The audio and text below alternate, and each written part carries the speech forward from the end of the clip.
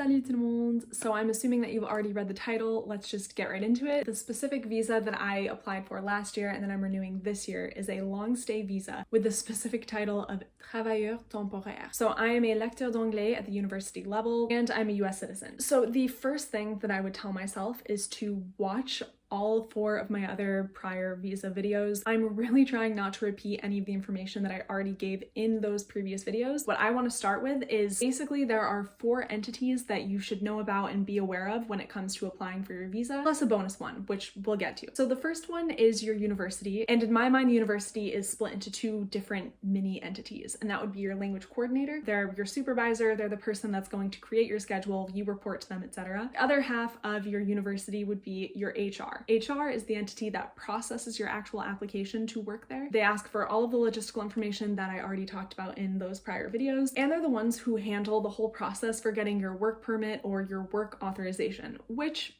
probably already know by now is a super important document in the process of getting your visa. So HR applies for the work permit, and the next entity, which I call French immigration, is the one who's actually going to approve or deny this request and then send that hopefully approval to your HR. So there are several different acronyms that I've heard of when it comes to French immigration, and they are CERFA, Direct, DRITS, and OFI. So I couldn't tell you if all 4 or 5 of these things are the same thing.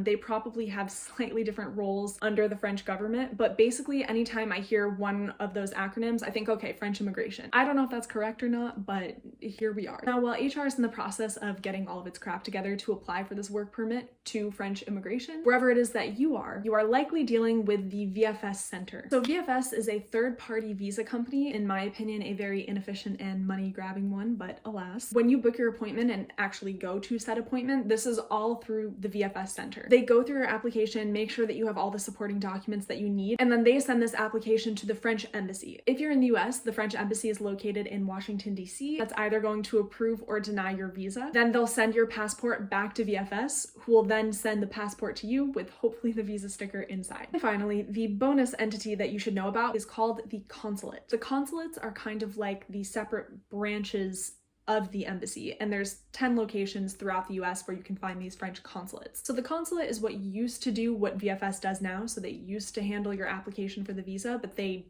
don't anymore. So just be aware that if someone is telling you to bring something to the consulate, go to the consulate, ask the consulate, they might be talking about the embassy or the VFS Center, so you'll definitely want to clarify if somebody mentions the consulate. Now, because there are so many people involved in this process, all with varying amounts of information and communication with one another, it's likely going to be a hot mess. The people who you think are supposed to know the answers likely are not going to know the answers, or they're going to have contradictory answers, which isn't necessarily their fault, but it is the truth, and it's really important to be aware of, in my opinion. Basically, this is how you want to think about the lines of communication when it comes to your visa. As you can see, in almost every case, you are going to be the common denominator, which can be a little stressful, but it is what it is. And with that being said, since all of these people are not going to have all of the answers for you, or they just might not have the correct answers, I cannot stress enough the importance of pooling all the information that you can with people who are going through the process alongside you, or people who have recently gone through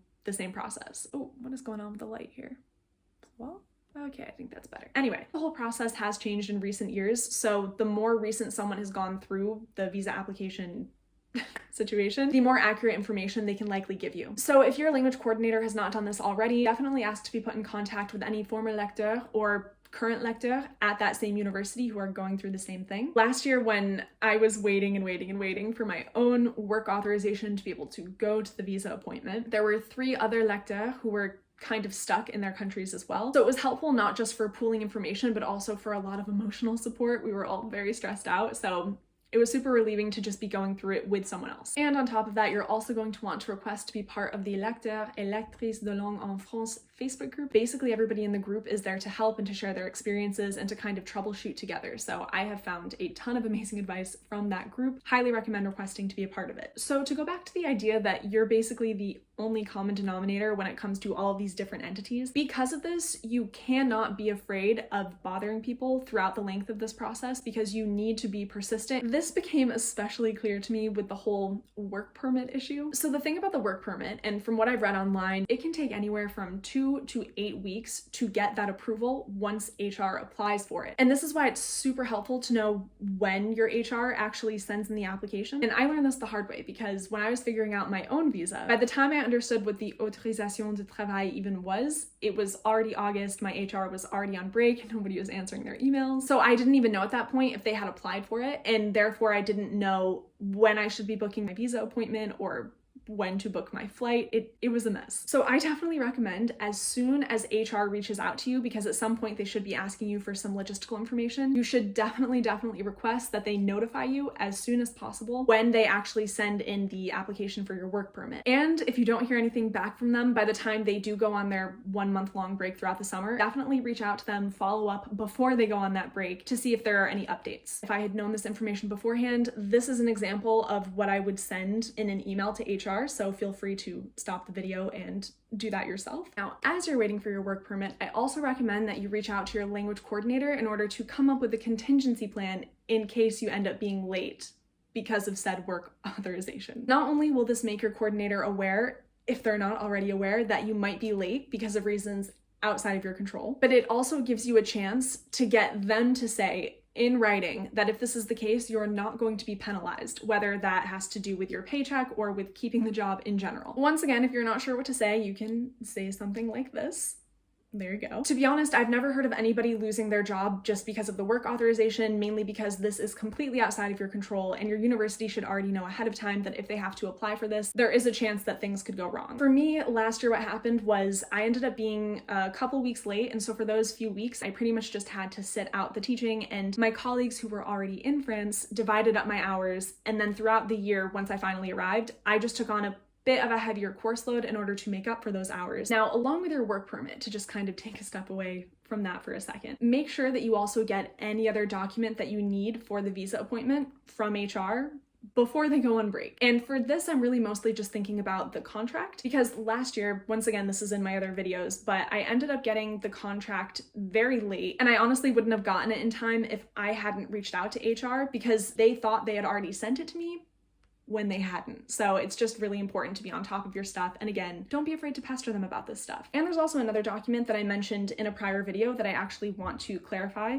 some information on. And this is the convention d'accueil. Basically, I said that this was a document that I didn't need because I was an independent recruit, meaning that I did not get this job through an exchange with my university. I basically assumed that if you were a lecteur on exchange, then you would need the convention in addition to the authorization de travail. However, according to what I've read recently on the lecteur et lectrice Facebook page, you will either need the work permit or the convention d'accueil for your appointment. The difference is just the type of title that goes along with your visa. So earlier I mentioned that the visa type that I have is travailleur temporaire, and with this visa type, that's where you would need the authorization de travail. However, if you get the convention d'accueil, once again, it's likely because you're doing this on exchange, at least that's just what I've heard, then the visa type that you're applying for is actually the talent or recherche visa. And to be honest, if you get both of those documents from HR, I don't know, you should ask them which one to apply for. I don't know if they would even know, but yeah. I don't really know anything about the talent or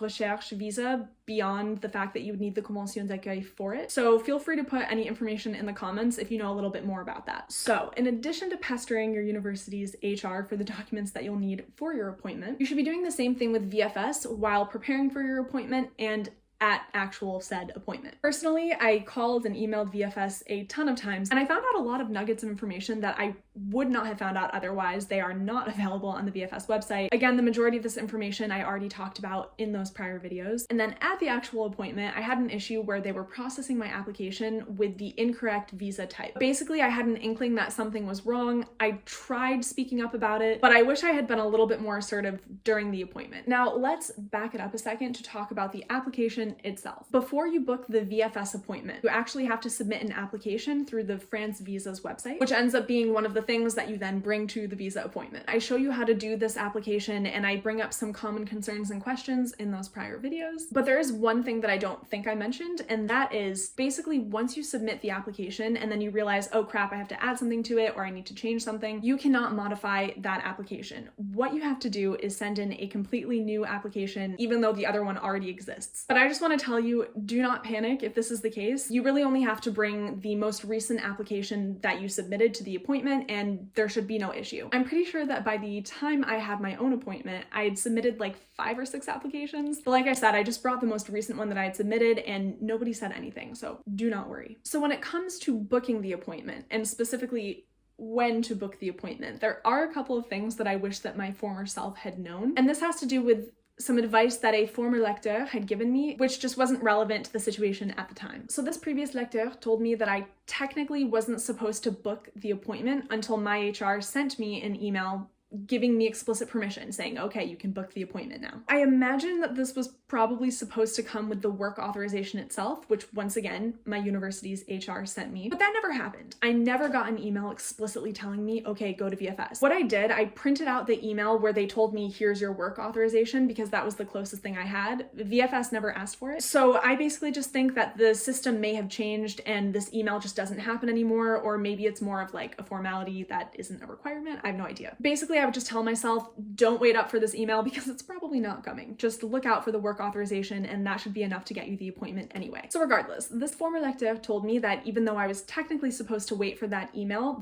which again never came, that I should probably book the appointment in advance anyway, because if I don't, then there wouldn't be any slots left by the time they sent me said email. So I agree that you shouldn't wait to receive the authorisation de travail before booking the actual appointment, because at that point there probably won't be anything for that current week or the week after. But also I would say be careful and do not book an appointment that is too early. This is because if you make an appointment that's too early, you do have the possibility to reschedule, but you can only reschedule that twice. So if you do it too early, like I did, then you run the risk of just completely losing the appointment and missing out on money that they will not refund you on. So the question is, how early is too early? And I don't really have a specific answer because once again, this is why it's so important to get your HR to tell you when they have applied for the work permit. This will give you a much better idea than I ever could of when you'll likely get it back. And if your HR does not tell you when they have applied, or if they're not answering you, which was my situation, then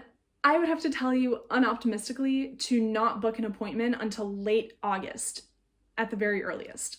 So once again, I did mention a lot of other things about booking the visa appointment in my previous videos, but there is one thing that I do want to repeat because it would have saved me a ton of stress. However, before we get into that, if you're getting any value out of this video, please do give it a thumbs up. As you know by now, this is great for my ego, but it also helps spread this video to as many people as possible. Thank you very much. So the one thing that really would have saved me a lot of stress is when you go to book the appointment on the VFS website, they will ask you what visa type, and there will be this drop-down menu with a bunch of different options. I specifically chose long stay language assistants and lecturers because I was fooled by that little lecturer word. Do not choose that option. Instead, you want to just choose the normal long stay visa or whatever it's called, just with nothing extra on the end of it. Because if you do what I did, you most likely will have some issues at the actual appointment.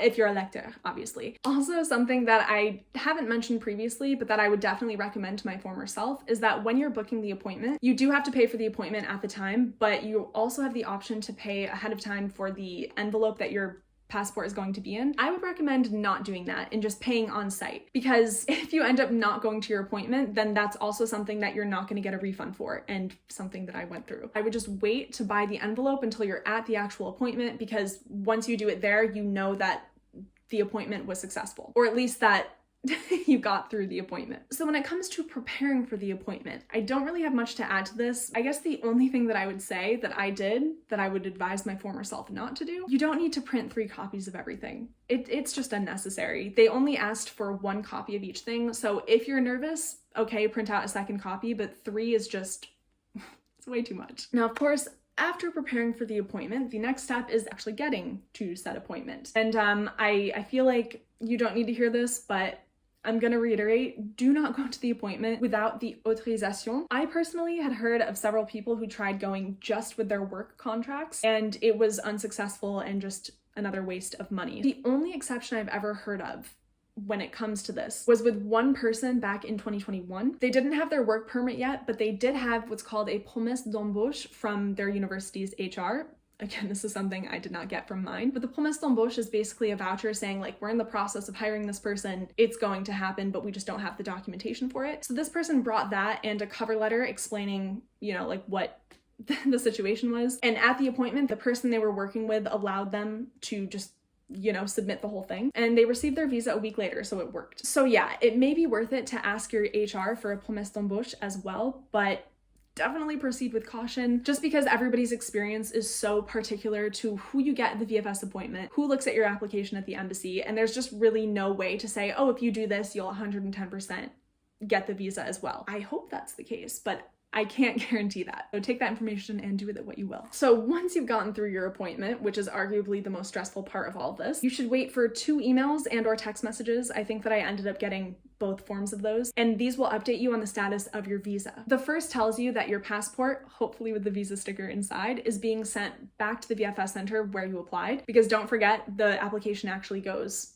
to the embassy in DC. And then the second text or email that you're going to get is going to tell you that the passport is on the way to you. And finally, once you get the visa and you've made it to France, don't forget to validate it. This could be different depending on your visa type, but for me, I had to validate my visa within the first 3 months of arrival. I almost forgot to do it. It was, I think, like the end of December by the time I did it. I ended up paying 200 euros and then it was all good. So after you have validated your visa, the second part to this is OFI, or the French Office of Immigration, is supposed to contact you with a date and time for a mandatory medical appointment. As of right now, it is the end of June. I have not yet received the medical appointment, so I'm still waiting. So I'll keep you updated on this, because apparently confirmation of this medical appointment is something that I need to bring to my upcoming visa renewal process, which I'm sure is going to be just a really fun summer adventure that I'm sure I will tell you all about once it occurs. Until then, let me know if you've got any questions that I have not yet answered, and à la prochaine!